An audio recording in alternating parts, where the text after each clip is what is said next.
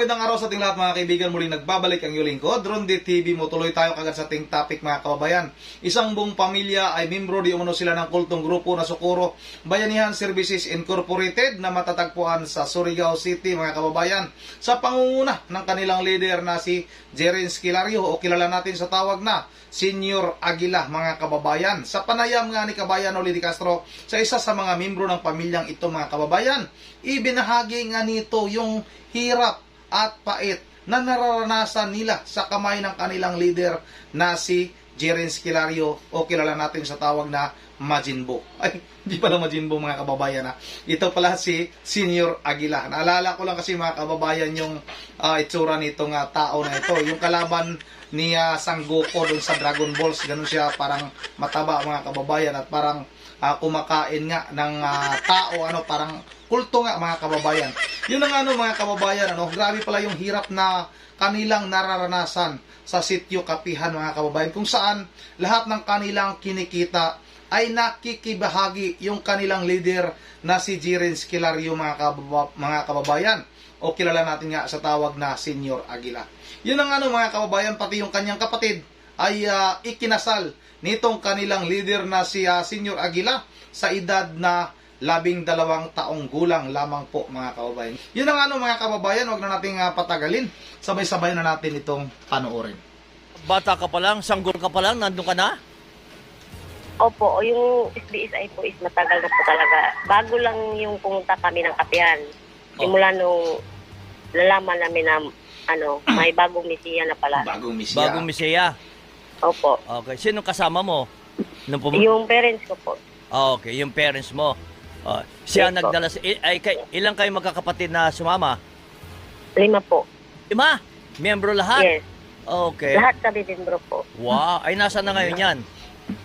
Dalawa po kami nakababa. Yung kapatid ko pong lalaki sumunod sa akin. Tapos yung bunso namin babae nandun sa Kapihan at yung panganay naming dalawang magkakapatid na lalaki nandun sa Kapihan din. Eh bakit hindi nyo kasamang bumaba?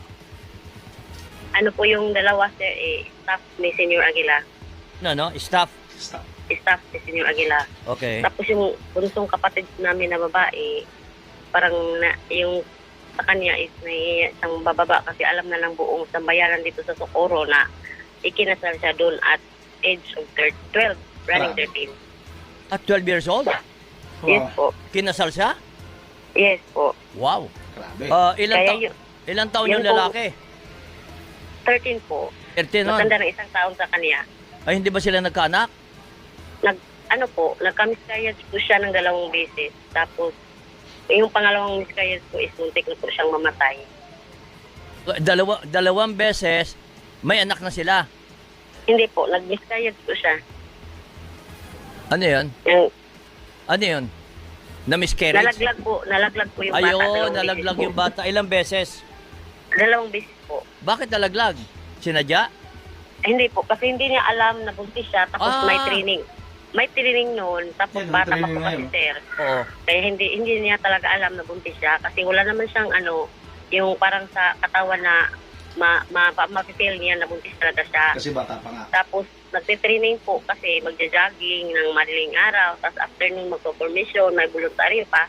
So hindi niya alam na buntis pala siya. Ayun. Oh, Oh, so hanggang ngayon nandun pa rin siya. yes po. Kayo Sabi ba? niya sa Kayo Ano? ba? Nakapag-aral ba kayo? Opo, graduate po ako ng BEd po, Bachelor of Education po, elementary. Saan? Dito po sa Bukas Grande po, sa Socorro mismo po. Hindi dun sa Socorro Bayanihan Services. Hindi sa Kabundukan. Hindi po. So, nakapag-aral ka. Ay, how about yung kapatid mo? Ano po, grade 6 po, hindi po siya nakapag-tapos ng grade 6. Grade 6, hindi pa natapos ang grade 6. No, hindi po niya natapos yung grade 6 po. Ay, sino nagtuturo sa inyo doon? Wala po, hindi po talaga siya nakapag-aral at ng 4 years po, ng 4 na taon. Ngayon daw po, sabi ng pinsan ko na doon sa Kapihan, taga-aral na daw po siya ngayon, ALS po, Alternative System po, Learning. Oo, pero iba yun. Bakit ba tinawag na Kapihan? Kasi dati po itong Kapihan is, lang namin, parang sakahan lang po namin yung kami nagtatanim. Tapos ginawa po siyang Kapihan View Park. May ano po, zipline na Mhm. ginawa May zipline ng pa pala grupo siya? namin doon for viewing po ng mga turismo. Tatanim kayo ng kape? Ganon? Hindi po. Ayun o. Wala pong tinanim doon kape. Yun lang po yung parang na ano lang grupo na yun yung ipapangalan. Pero walang kinalaman sa kape. Wala po. Oo. Ay, ano ba ang pagkakakilala mo kay,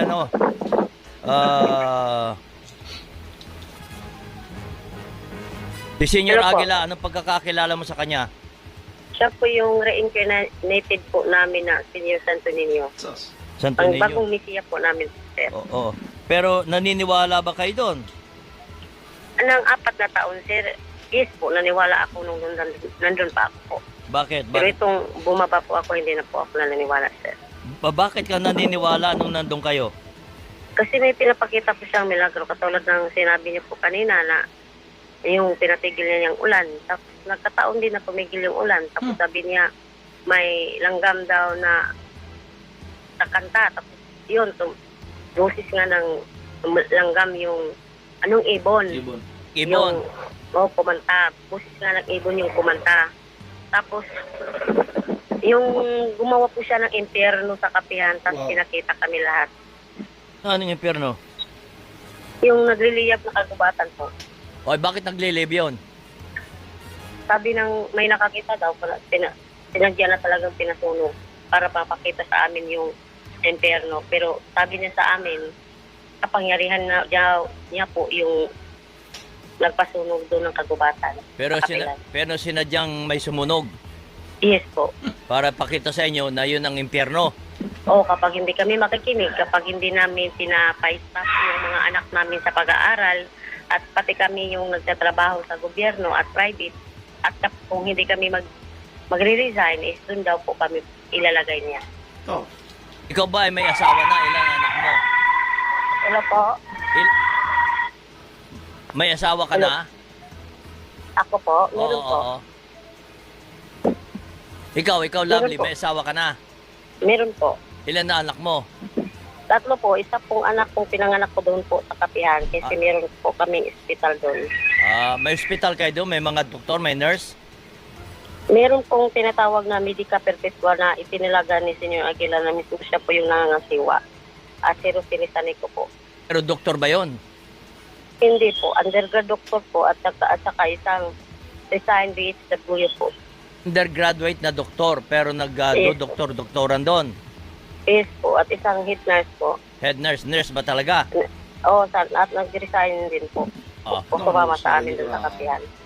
Anong ginagawa nyo dyan sa kapihan sa araw-araw? Ano po, yung alas 3 po ng madaling araw, gising na kaming lahat kasi binu-worship namin yung mga gawa niyang sulat po, libro ni Senyor Aguila. Ano? May ginagawa po kasing libro si Senyor Aguila, Sir Mike, Sir Kabayan.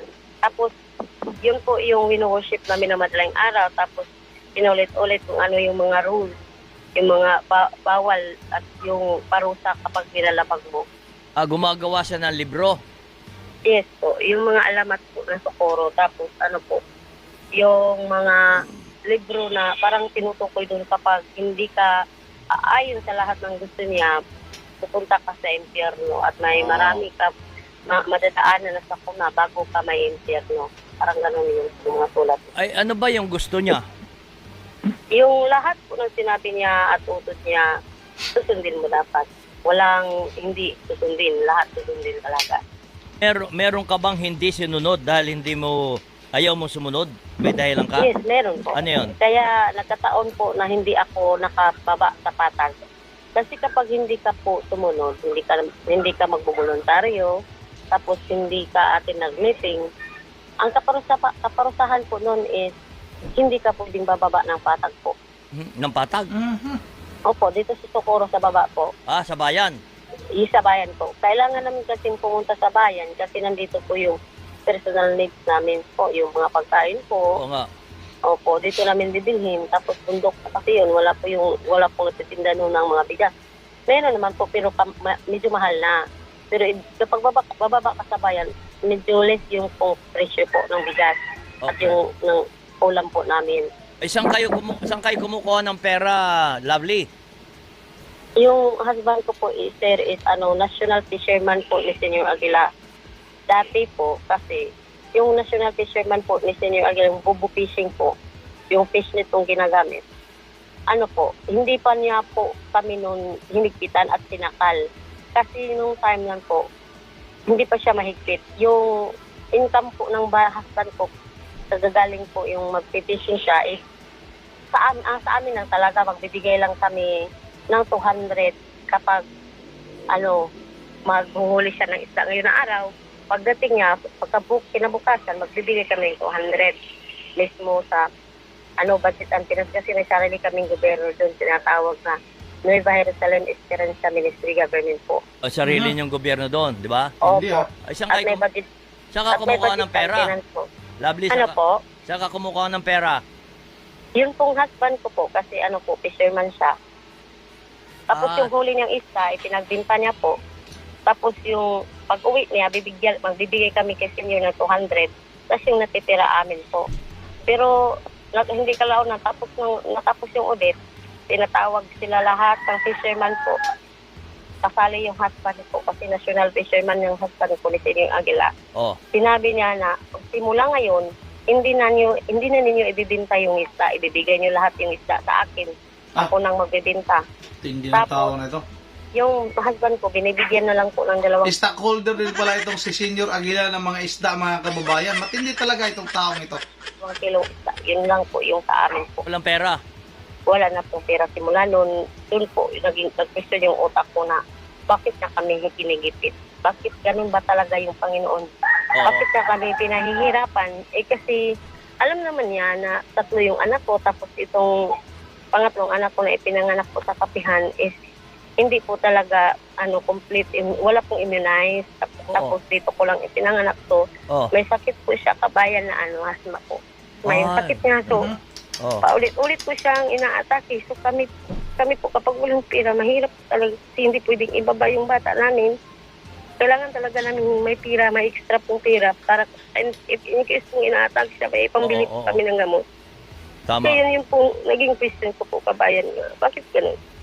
Lahat ay gano'n ng patakaran ni Senior Aguila. Ibibigyan sa kanya lahat ng huling isda, siya na magbebenta at bibigyan lang kayo ng ilang kilo. Yes po, yun pong nangyari sa mga national fishermen na bubo po. Yung bubo pong ginagamit, bubo fishlet po. Yung sa kapatid ko naman po na lalaki is local fisherman siya po. Lunes hanggang Biyernes po, kapag maghuhuli sila ng isda, wala po sa kanila po. Isda lang po din yung madadala niya. Pero pag Sabado at Domingo po, pwede na silang magbenta ng isda ng sarili niya lang. Hindi, bibigay na lang sila ng 200 pesos doon sa gobyerno namin po, sa budget and finance. Sa gobyerno nyo. Sino nagpatayo ng mga bahay dyan sa kabundukan? Sariling sikap po, sir. Sarili kayo, pera ninyo din na ginagastos? Iyo po, ibininta namin yung mga bahay namin dito sa baba po. Wow. Binenta nyo mga bahay nyo sa bayan at yung pinagbentahan daw ay may porsyento si Senior Aguila? Yes po, 40% po nandun 40%. sa kanya. Tapos yung natira pong pera is, yun po yung binili namin ng bahay, binili ng pagkain, yun po. So wala kayong regular na kinikita dyan? Wala po. Yung husband ko po is, nagtatanim siya ng mga saging po, sa pinya, tapos po, gulay, mga okra, talong, ganun po. Binibinta niya po kapag mayroon ng ani. Pero wala ka na ngayon dyan sa kabundukan, di ba? Meron ka ng sariling bahay ngayon dyan sa baba, sa Socorro. Wala po kaming bahay, sir, kasi ibininta namin yung bahay namin. Tapos yung bahay ng parents ko, ibininta din. Sir. Ay paano? Saan kayo nakatira ngayon? Humingi po kami ng tulong, sir, sa Humingi mo po yung tulong sa LGU, sir. Yung sumasakit kasi, sir. Nakakahirap kasi wala na kaming matirhan. Mabuti tinulungan kami ng LGU, sir. Oo, Sa Socorro. tumutulong ba ngayon sa inyo ang LGU? Opo, sir. Okay. Okay. So paano ngayon? Marami pa kaya doon? Marami ba kayong bumaba na? Umalis na doon sa kapihan? Marami na po, sir. Simula nang bumaba ako, 1,500 mahigit na po yung kababa, sir. Marami pa bang miyembro doon? Marami pa pong membro, sir, ang gustong bumaba. Naghihintay lang po kung kailan talaga totoong makukulong yung mga leader na umabuso doon. Leader. Kayo, ikaw ba'y naniniwala na talagang si J. Renz Kilario o merong dumidikta sa kanya o siya Yes mismo? Naniniwala ako doon mismo po. Kasi yung lahat ng rules namin doon is galing po kay board member Mamerto Galanida po. Siya po yung gumagawa noon at ipinaaprubahan lang po niya doon ni Senior Aguila. Tapos one time po nangyari, nagkasakit itong si Mamerto Galanida ng dalawang buwan po. Hindi po kami nagme-meeting. Walang assembly meeting na araw-araw na nangyayari kasi nagkasakit siya. Doon parang nag-sink in sa utak ko kung Panginoon siya, bakit kailangan niya pang